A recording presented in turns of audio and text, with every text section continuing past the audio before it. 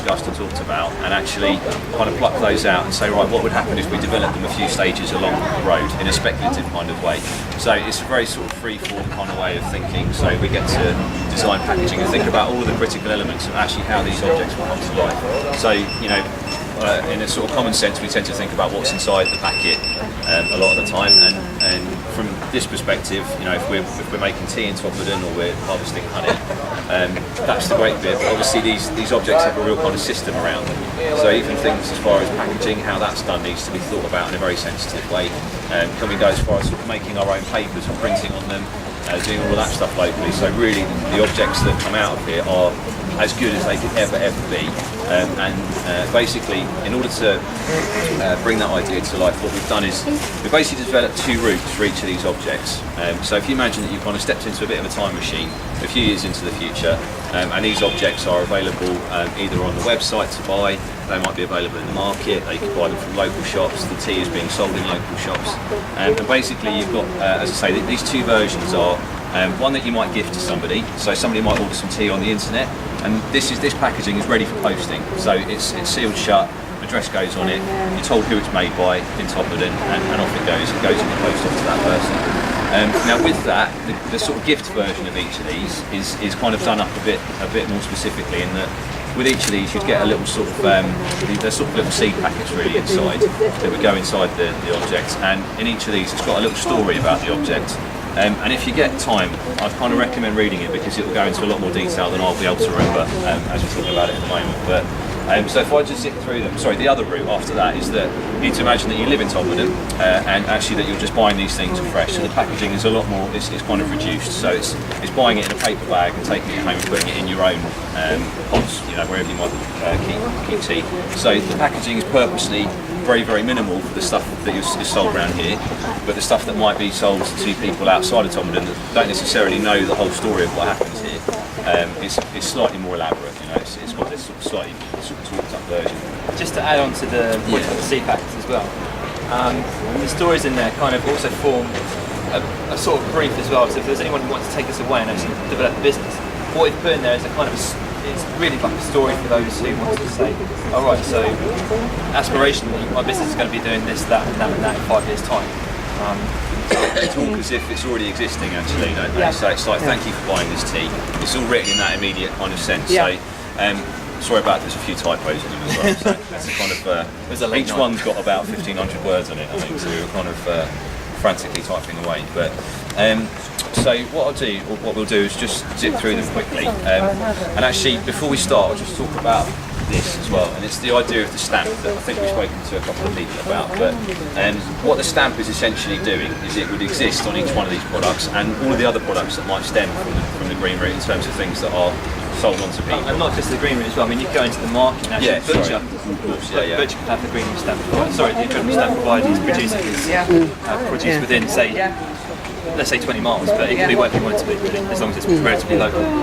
It's all about the sort of stamp and what it stands for, really, and it's about trying to help people align themselves with the values of what the stamp is. So it would have these certain values that are strict, but maintain that everything is done correctly and as it should be, in order to make the best possible product. So that has sort of certain criteria to it that somebody would need to fulfil in order to own one of these stamps. So we've kind of, again, made the assumption that each of these would be part of that equation. So yeah, I mean, the other thing to add on the stamp is to try and kind of create this almost self-regulating system amongst the local traders, where they look after the stamp as their own personal property, really. It's in their interest to look after that. If you're stamping your product with the incredible stamp, you need to make sure that it's strictly sticking to those guidelines that are put in place. So each one of the products, what we've done is we've kind of we've sort of built up this kind of fictional future around it inside these stories. So if we start with tea, for example, what it says is that in the future, tea at the moment is if we start now, tea as it stands at the moment is a very, very important product in this country. We can't really grow tea in this country very well, and certainly not en masse, any traditional tea. So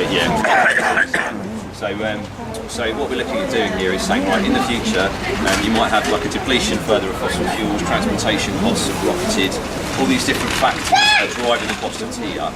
And tea is one of these things that's a real kind of beautiful social level, like everybody can understand and appreciate why people like a tea, whether it's like the tea drinks or the kind of, you know, sort of quick everybody can kind of connect to it, even if they don't sort of quality specifically. So what we've done is to say, right, if that future becomes real, that we can't import tea cheaply anymore, so tea becomes a really, really exclusive thing that people, only a certain amount of people can afford. What would happen if we saw that as an opportunity to create our own sort of revenue stream in this town? So here you probably get with the tea basically. So you know, and the produce would be grown locally, it's organic produce, very, very overt sort of network of how it comes to being, how it sort of comes to life. And yeah, and you just have a range of different flavours. It encourages that people would have to be skilled up in a certain way to make the stuff. And you know, this would sort of evolve over time, but it's very much about creating a sort of identity in this object, because these recipes would be unique to Tottenham. So yeah, and within that, you know, you get all the instructions on the packaging and all this kind of stuff. So it's all about sort of seeing a problem as an opportunity, really, and saying, right, so if this is going to happen in the future, what can we do about it? You know, what can we do about it that's going to help us? Similarly to honey, different routes. So this is the sort of thing you might receive as a gift if somebody were to do it. So it's kind of nicely wrapped up. It has the story attached to it again in a little seed packet. But the kind of local version of that is that they would all be recycled jars. Reused jars, reused jars, not recycled. So somebody, when they've used their honey up, they bring that jar back and then it's refilled. They take the same jar home the next time. And again, you've got this in the story in this one specifically talks about the benefit of bees and biodiversity. And obviously, don't need to tell you about that, but it kind of explains about how it's great to kind of build up these reciprocal situations where we can enjoy something, but it actually helps the local species prosper as well. So. The other thing just to mention briefly on the branding of this is that the town needs to kind of, with its products, almost to be really singing about its heritage in many respects. So with this we've had a bit of pound words with the pronunciation of honey in the north, so honey, really. And I think there is a real need to emphasise this localness and to really be proud of it. So how can you shout about this through your products, essentially? I think that's really exciting. But actually, incidentally, the reason we created the different sort of identity for each one is that actually these things are really critical that they all take on their own thing. And if somebody were to grab hold of this in the future, what we try to do is make it as real as possible, so somebody can look at this and go, I hate that, this is awful, I can do it better, or I love it, I want to kind of adopt some of this. And so they kind of get a glimpse of actually how it would be, so they can go off and create this sort of unique object. So we tried to have a bit of fun with the branding, I think. You know, it doesn't need to be a kind of serious doom and gloom sort of thing. These are good opportunities that we create, hopefully. With soap, again, there's sort of two routes. You might just have the kind of the sort of clean and simple version that, you know, is the sort of the real sort of no-nonsense thing. It just comes in a really simple sleeve. Or you might have something that's a bit more elaborate that is gifted away to somebody. But again, either way, it's very much inside there. You get the little sort of the story about it inside that. So when you open up, it's a bit like opening a present up, you know. With soap. So that's the soap one. The bag one. Again, with the soap and the bag, hopefully this is starting to kind of generate this culture where obviously food is fundamental to what's happened in this town so far.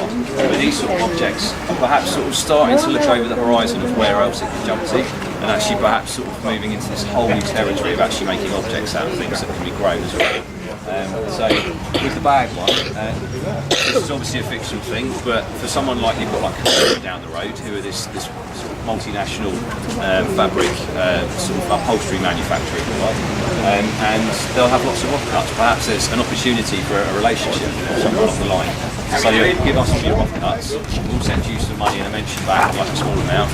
Then actually people are kind of making their own bags, which are then sold as picking bags to Tottenham, which actually this bag kind of becomes this passport then, this sort of thing to say, right, I bought this, I can go around and pick things, and I can go back to London or wherever and become this ambassador for Incredible Edible and share that story. Just to speak about the nature of this bag particularly as well. So this bag here was kind of made from offcuts and spares, all from within probably about a mile of my house. So the leather is grade, like upholstery. This is really expensive stuff, but it was all offcuts, all been thrown away by local upholsterers. This is fine Italian wool from a tailor, and it's thrown away. So there is an opportunity, I imagine, with this town as well, to find these little opportunities and then just utilise them to make it fairly simple but easy. I think there is this thing about the sort of honesty of an object as well. So each bag is slightly unique to the last one. Yeah. And if they are a bit patchy and from a distance a bit sort of like what's that? But it's this whole thing about the honesty of an object and saying, right, it's telling you where it's from, who it's made by, you know, that's the sort of name on each of these things. It's saying, you know, literally who made it. And it's all about sort of honest results at the end of it. And it kind of aligns itself perhaps quite closely with what goes on in this town and what the aspiration is. So that is kind of these objects at a glimpse. But as I say, there's a lot more to kind of read if you get the chance inside them. Inside the little story book thing you've got there. And we can take that to the Todd Show, can't we? That's a great story to tell. Yeah, and that's an incredible story. We can put that in an incredible tent. I think that the interesting thing about it is if you challenge somebody and say, right, you're I mean, we've sort of used the kind of objects like a toaster or a pair of shoes or something. Who made those things for you? You know, where do they come from? What are they made out of? Nobody can answer those questions anymore. Whereas with these things, we're trying to sort of set the scene for us, saying, right, this came from there, this is how it was made, this is who made it. And actually, you know what, you can come and see it who made it as well. Yeah. Sort of this real invite to come and explore into this thing, which you just don't hear of in any kind of industry anymore. And I think there's this, obviously they all adopt and support the idea of the local economy. That's where they come from, and that's the thing about that's where the money would stay, which is a really important thing. You know, I don't say that. And then actually just jumping onto the one at the back there about the knowledge wall. This was sort of another thing that we agreed we'd have to look at about developing slightly further. So I think what we tried to achieve here really is this thing where you've got different types of plants growing along that stretch of the wall. And with that is this kind of invite almost. The identity, the kind of visual language of each of these things looks a bit like a supermarket. Yeah. So you're kind of wandering the aisles of this thing. And you're encouraged to sort of read a little recipe or an instruction about something and say, right, if I pick this can become string. It's just this idea of being able to just kind of grab things as you go. Perhaps take a photo on the wall of the recipe that's there, pick the produce to do it, and then go home and make it. The other thing to the point about this as well is actually the plants aren't labelled as plants; they're actually labelled as their use. So it's not about having a flax plant; it's actually about having string, or it's about having tea, or it's about having antiseptic, or something like that. So you get that language straight away. It kind of bypasses the botanical route. So Brilliant, guys. kind of where it is. So So I know you know. Tell everyone else. Yeah, brilliant. Brilliant. Fantastic, well done, yeah. Yeah.